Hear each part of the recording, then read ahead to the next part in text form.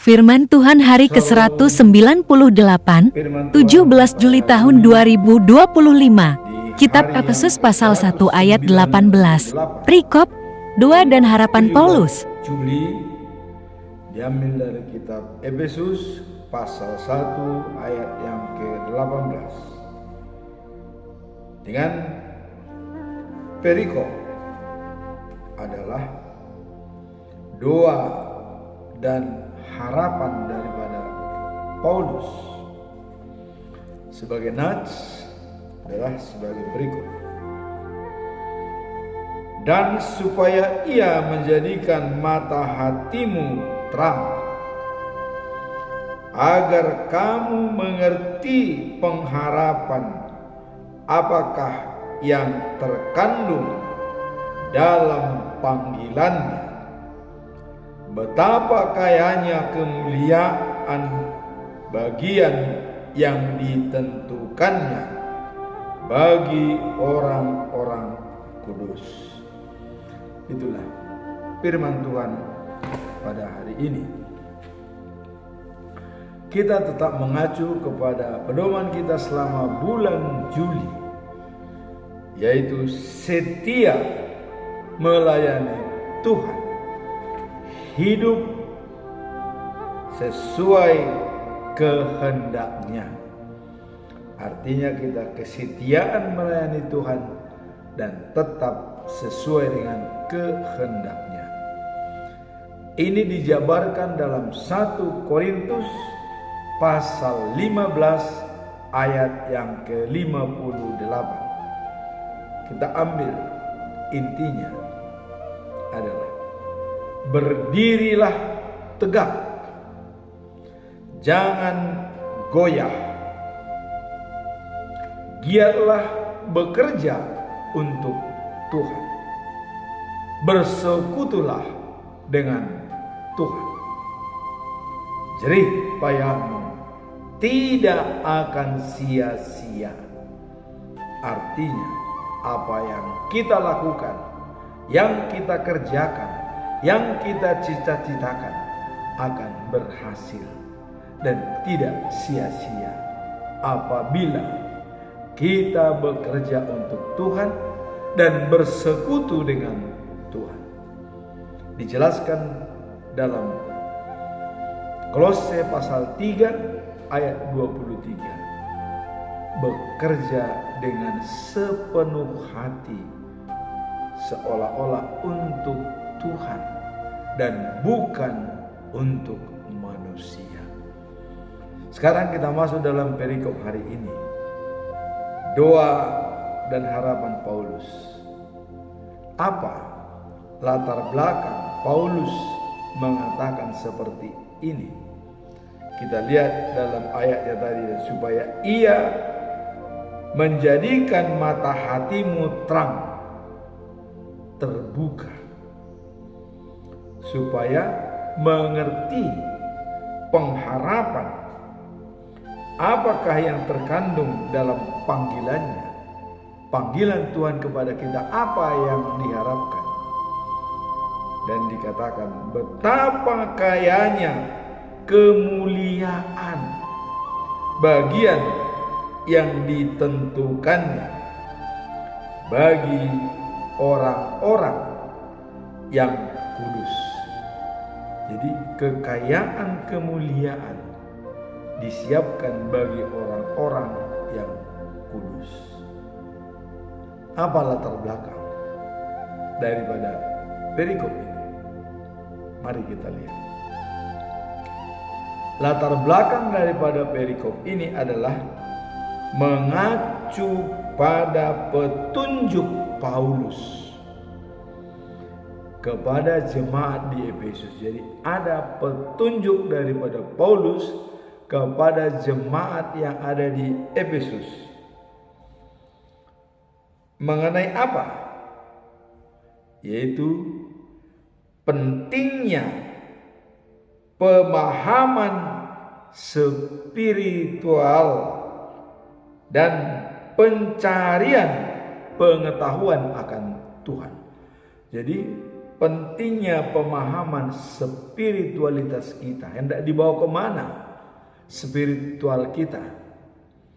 Dan pencaharian pengetahuan akan Tuhan.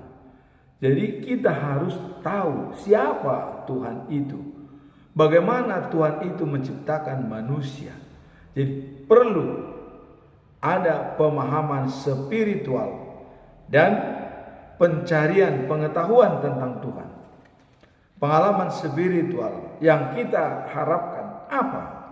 Tujuan hidup kita. Dan bagaimana kita mencapainya? Dan saya selalu mengatakan tujuan hidup kita adalah kebahagiaan tentang life after life.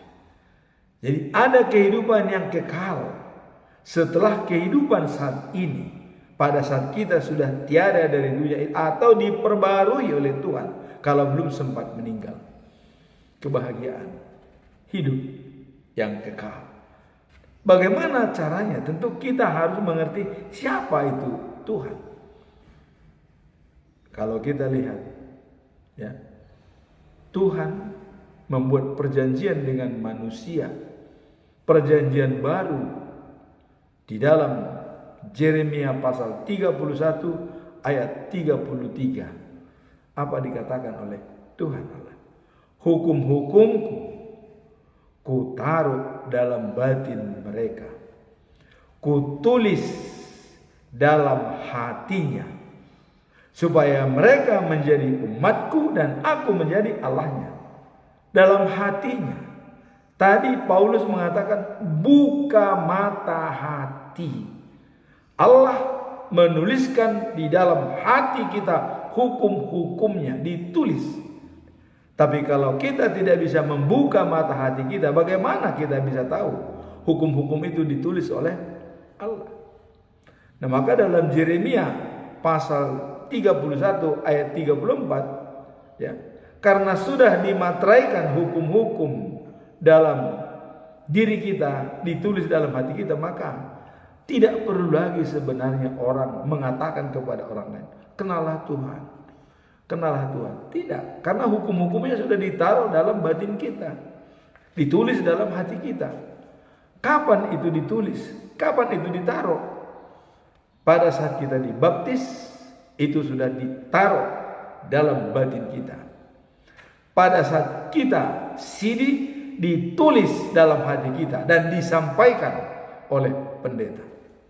Pada saat kita melangsungkan perkawinan, juga ditulis dalam perkawinan kita, supaya kita satu dalam tubuh Kristus. Dan bagi orang yang ditahbiskan sebagai pendeta, sebagai penatua, atau sebagai diakoni, sebagai hamba Tuhan, itu ditulis kembali dalam hati kita. Bukan lagi ditaruh, tapi ditulis langsung, dimateraikan. Itulah yang perlu kita rawat dan kita jaga setiap hari, supaya dia bisa menjadi bermakna dan penuh dengan arti. Sehingga apa tadi dikatakan? Memahami pengharapan dan kekayaan kemuliaan bagi orang-orang yang kudus. Itulah latar belakang daripada Paulus menyampaikan pesan tersebut. Sekarang kita masuk di dalam bagian yang kedua. Apa tujuan utama daripada Paulus untuk membuat perikop ini? Mari kita lihat. Tujuan utama adalah untuk meminta Tuhan agar membuka mata hati umatnya, sehingga mereka dapat memahami harapan yang terkandung dalam panggilannya. Jadi kita dipanggil oleh Tuhan dan kita mengerti harapan yang ada di dalamnya. Buat apa kita dipanggil? Tujuan apa? Harapan yang terkandung dalam panggilannya dan kekayaan, jaminan yang diberikan kepada orang-orang kudusnya. Itulah tujuan utama. Memberikan harapan dan menjanjikan kemuliaan bagi orang-orang yang kudus. Maka Paulus berdoa meminta kepada Tuhan supaya dibuka hati kita, mata hati kita dibuka untuk merenungkan kembali dan berpengetahuan tentang Tuhan. Nah, ayat ini mencerminkan ya pentingnya pengertian rohani dan wawasan akan kasih karunia yang diberikan Allah kepada umatnya. Jadi di sini ada paradigma. Bagaimana paradigmanya? Kita baik, Tuhan baik. Itu jelas. Dan kalau kita tidak baik, apakah Tuhan juga tidak baik? Tuhan tetap baik. Paradigma ini ya yang kita anggap kasih karunia dari Tuhan. Maka dikatakan dalam pengajaran pokok agama Kristen yang disampaikan oleh Martin Luther, sola gratia, keselamatan itu anugerah. Tanpa perlakuan kita, itu diberikan cuma-cuma oleh Tuhan. Anugerah. Bukan dengan perbuatan baik kita, bukan dengan kehebatan kita, bukan dengan lamanya kita sebagai pengikut Kristus, bukan sebagai pendeta, bukan sebagai kurus, bukan sebagai paus, bukan sebagai uskup dan segala macam, bukan. Ya. Keselamatan itu adalah anugerah.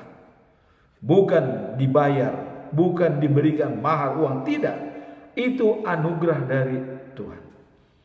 Kemudian dikatakan sola fide. Dalam mensikapi keselamatan itu anugerah. Kita diselamatkan karena iman. Iman apa? Iman percaya kepada Allah Bapa sebagai sumber kehidupan. Percaya kepada Yesus sebagai juru selamat dunia. Mendamaikan kita dengan Allah. Kedatangannya ke dunia adalah untuk berdamai dengan Allah. Dan kepada Roh Kudus. Karena begitu Yesus bangkit naik ke surga, duduk di sebelah kanan Allah Bapa, tidak ada kekosongan di dunia untuk membimbing, mengarahkan, merawat iman kita. Itulah Roh Kudus. Dan kita tahu pada saat kedatangan Roh Kudus, semua murid-murid Tuhan Yesus berkumpul di Yerusalem pada satu tempat. Ke-12 muridnya minus Judas Iskariot karena sudah digantikan oleh Matias, tetap 12. Dan bersama dengan ada 120 orang bangsa Yahudi berkumpul di sana. Datanglah bunga-bunga seperti api, yaitu Roh Kudus, hinggap kepada mereka jam 9 pagi. Bahkan orang Yahudi mengatakan, oh mereka mabuk anggur. Ya. Tapi Petrus menjawab, bagaimana mungkin kami mabuk anggur? Hari masih pagi. Dari mana kami mendapatkan anggur? Maka dengan khotbah Petrus pada saat itu, 3.000 orang bangsa Israel dibaptis dalam nama Allah Bapa, Tuhan Yesus dan Roh Kudus. Itulah kehebatan. Maka sekarang ini Roh Kudus yang memimpin kita. Karena Allah ada di surga, Yesus sudah naik ke surga, dan Roh Kudus yang membantu kita untuk merawat iman kita supaya tidak terbelenggu oleh godaan-godaan yang ada di dunia ini. Tadi sudah kita dengar sola gratia, keselamatan adalah anugerah. Sola fide, kita diselamatkan hanya dengan iman percaya kepada Allah, Yesus dan Roh Kudus. Kemudian sola scriptura, artinya hanya Alkitab, pedoman kita yang bisa mengetahui tentang pengetahuan Allah. Contoh, tertulis dalam Alkitab. Yohanes pasal 3 ayat 16 dikatakan, begitu besar kasih Allah pada dunia ini, maka dia mengirimkan anaknya yang tunggal, Yesus Kristus, supaya barang siapa percaya kepadanya beroleh hidup yang kekal, tidak binasa, melainkan beroleh hidup. Pada saat Yesus dibaptis, dikuatkan lagi dengan Matius pasal 3 ayat 17 dikatakan, waktu dia dibaptis oleh Yohanes Pembaptis pada umur sekitar 30 tahun, ya, dibaptis, telah bangkit dari air, surga terbuka, Allah berbicara dari surga. Apa kata-kata Allah mengatakan? Inilah anakku yang kukasihi, kepadanya lah aku berkenan. Dia menyenangkan hatiku. Itu kata-kata Allah. Langsung dikatakan, inilah anakku. Jadi sekarang kita tidak perlu ragu lagi kalau Allah dengan anak bersatu, karena itu adalah anak Allah sendiri. Setelah Yesus berada di dunia, apa yang dikatakan oleh Yesus? Akulah terang dunia. Barang siapa mengikuti aku tidak akan berjalan dalam kegelapan, berada dalam terang. Yohanes pasal 8 ayat 12. Akulah terang dunia. Kemudian ditambahkan lagi, akulah roti hidup. Yohanes pasal 6 ayat 35. Barang siapa datang kepadaku tidak akan kelaparan. Barang siapa percaya kepadaku tidak akan kehausan. Kelaparan dan kehausan adalah secara spiritual, bukan jasmani. Spiritual kita dijamin tidak lapar dan tidak haus. Berarti apa? Hidup yang kekal dan abadi setelah kedatangan Yesus kedua kali. Kemudian pengertian lagi dalam Alkitab kita lihat. Dalam Yohanes pasal 14 ayat yang ke-6. Apa dikatakan? Akulah jalan, kebenaran, dan hidup. Barang siapa tidak percaya kepada aku tidak akan sampai kepada Bapa. Maka harus melalui aku supaya kenal dengan Bapa. Datanglah Filipus. Wah, tunjukkan Bapa itu di mana supaya kami puas, katanya kepada Yesus. Tapi Yesus berbicara dengan tepat. Filipus, saya pikir kamu sudah bersatu dengan saya selama ini. Saya pikir kamu sudah cerdik, tapi kamu ternyata belum mengerti. Saya jelaskan sekarang, Filipus. Melihat aku sama dengan melihat Bapa. Itu. Aku bersatu dengan Bapa. Bapa bersatu dengan aku. Sekarang kau mau cari di mana Bapa itu? Maka kepada semua apologet Kristen dimanapun berada, Yesus sama dengan Bapa. Itu adalah jaminan yang diberikan oleh Yesus. Dia berterus terang sebelum naik ke surga, dia mengatakan, melihat aku sama dengan melihat Bapa. Karena aku bersatu dengan Bapa dan Bapa bersatu dengan aku. Dan Bapa tahu apa yang saya sampaikan selama ini. Ini sebelum Yesus naik ke surga. Setelah dia bangkit dari kubur, dia memberikan pendalaman kepada murid-muridnya supaya yakin benar bahwa Bapa sama dengan Yesus. Yesus mengatakan itu terus terang pada saat dia mau naik ke surga, supaya semua orang tahu. Kalau ada yang masih belum tahu selama ini, maka sekarang saya beritahu bahwa Yesus sama dengan Allah. Itu sudah kepastian. Maka dikatakan Trinitatis, ya. Allah, Anak dan Roh Kudus itu satu di dalam kesatuan, tidak bisa dipisahkan. Hanya pembagian Allah. Dia Allah berada di surga, dia Yesus berada di dunia dan Dia Roh Kudus sebagai pembimbing kita. Dia adalah satu, bukan tiga, tetapi tiga pekerjaannya digabung jadi satu, yaitu Trinitatis. Itulah tujuan daripada perikop ini. Nah, jadi Allah buka hati jemaat untuk ada pengharapan dengan panggilannya dan untuk mendapatkan kemuliaan yang sangat bagus dari Tuhan Allah. Itulah tujuan utama daripada perikop ini. Sekarang apa pesan moral daripada perikop ini? Pesan moralnya adalah pengertian yang mendalam, ya, pentingnya memiliki pengertian yang mendalam tentang tujuan dan rencana Allah bagi hidup kita. Apa rencana Allah dan tujuan Allah bagi hidup kita? Tadi sudah saya katakan, begitu besar kasih Allah akan dunia ini. Dan karakter ingin kita menjalankan karakter Allah. Ingin menjalankan karakter Allah. Apa itu karakter Allah? Karakter Allah adalah kasih. Barang siapa tidak memiliki kasih, tidak mengenal Allah. 1 Yohanes pasal 4 ayat 8. Karakter Allah adalah kasih. Jadi pesan moralnya di sini adalah pentingnya pengertian yang mendalam tentang tujuan dan rencana Allah bagi hidup kita. Tujuan Allah bagi hidup kita keselamatan. Maka Allah sudah mengatakan dalam Yehezkiel pasal 33 ayat 11. Allah tidak ingin kematian orang fasik, tetapi ingin pertobatan.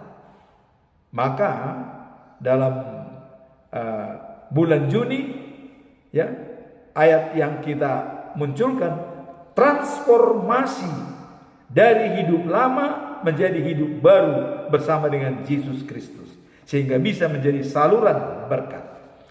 Itu sudah merupakan ketetapan. Transformasi hidup lama menjadi hidup baru.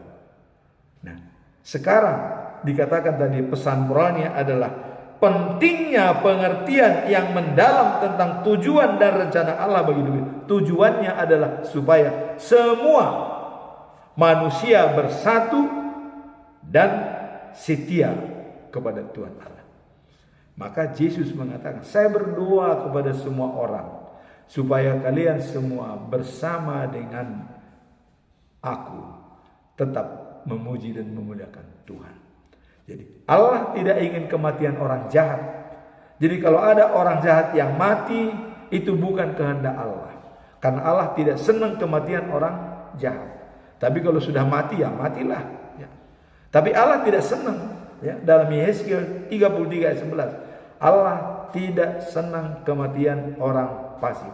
Tetapi pertobatannya supaya ia dapat beroleh hidup yang kekal. Pertobatan. Maka Yesus mengatakan kepada Nikodemus, barang siapa, ya, yang tidak dilahirkan kedua kalinya, dia tidak bisa pewaris kerajaan surga.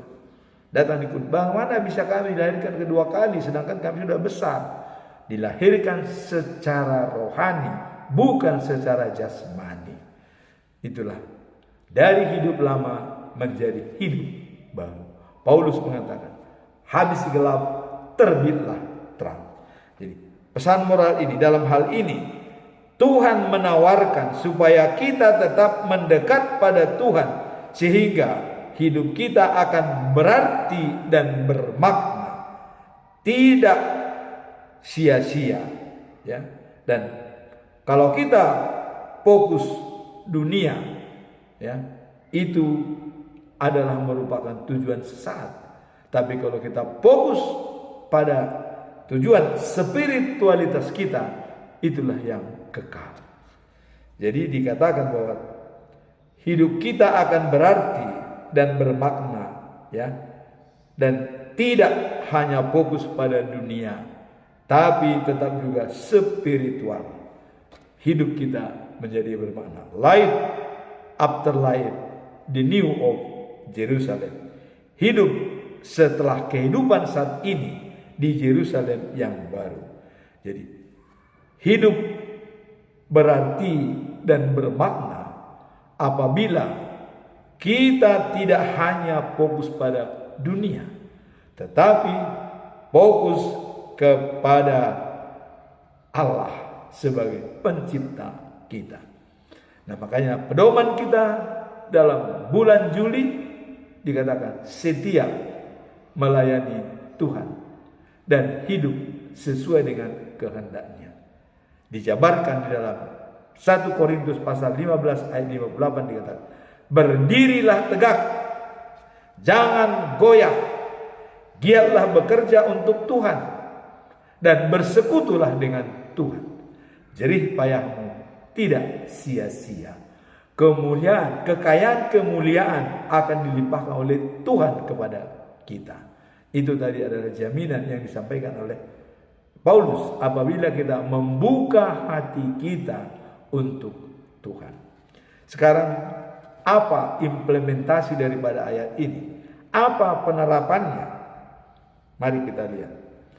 Dalam kehidupan sehari-hari, ya, dengan cara membuka hati dan pikiran kita untuk memahami panggilan Tuhan serta kekayaan warisan yang telah disediakan dengan kita dalam Kristus. Jadi sudah kita mewarisi memiliki Kristus. Ya. Jadi membuka hati dan pikiran kita terbuka. Maka Mazmur pasal 50 ayat 23 dikatakan, ya, mengucap syukur dalam segala hal dan memberikan jalan Tuhan masuk dalam diri kita. Kita jujur dan memberikan jalan Tuhan masuk dalam kita dan mengucap syukur sebagai ganti daripada korban bakaran. Allah sangat menghargai. Jadi memberikan jalan Tuhan masuk dalam diri kita. Di sini kita membuka hati kita untuk dapat memahami apa rencana Tuhan terhadap diri kita. Rencana Tuhan adalah rencana kebaikan, bukan rencana kecelakaan atau kematian, tapi rencana kebahagiaan. Itulah rencana Tuhan bagi semua manusia. Maka dikatakan Dia mengirimkan anaknya yang tunggal supaya bagi orang yang percaya kepadanya tidak binasa, melainkan beroleh hidup yang kekal. Jadi implementasinya adalah mengajak kita untuk mengeksplorasi lebih dalam tujuan hidup kita sebagai orang percaya Kristus. Jadi tujuan hidup kita, ya, untuk mempercayai Yesus Kristus. Yesus mengatakan, akulah roti hidup. Datang kepadaku tidak akan kelaparan. Percaya kepadaku tidak akan kehausan. Jadi kalau kita bersama dengan Yesus, hidup kekal menjadi jaminan bagi kita untuk selama-lamanya. Jadi jangan takut. Kapanpun Anda dipanggil oleh Tuhan, jangan takut. Karena itu adalah merupakan jalan untuk hidup kekal dan abadi. Itulah firman Tuhan pada hari ini. Buka hati kita, berikan jalan lapang Tuhan masuk dalam diri kita, maka kita akan berjalan lurus. Seperti dalam Amsal pasal 3 ayat 5 sampai 6. Percayalah kepada Tuhan. Akuilah keberadaannya, maka Dia akan meluruskan jalan kita. Dalam Yesaya pasal 48 ayat 17 dikatakan, akulah Tuhan Allahmu yang memberikan kepadamu yang bermanfaat atau yang berguna dan membimbing kau di jalan yang harus kamu tempuh. Demikianlah firman Tuhan pada pagi ini. Semoga ini menjadi kekuatan bagi kita dalam menjalankan hidup kita sehari-hari. Amin. Tuhan memberkati.